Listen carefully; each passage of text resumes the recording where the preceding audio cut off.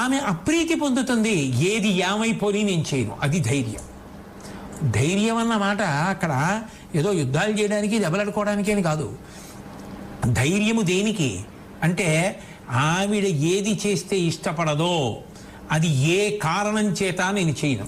ఎవరు ఏమనుకోని నన్ను లోకుల్నంగని తిట్టని అలుగని లోలోన నిందించని చీకాకున్బడని మహాత్ముడనని జేలొగ్గని మూకీభావమునం తిట్టని త్రోయని నీ కారుణ్యము కలిగి ఉండేనను అంతే చాలునో శంకర.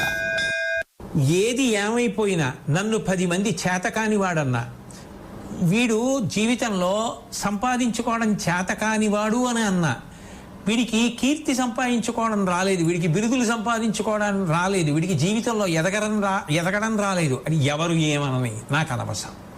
నాకు కావలసింది నా తల్లి సంతోషిస్తోందా లేదా, నేను చేసే పని వల్ల తల్లి సంతోషిస్తోంది, నాకు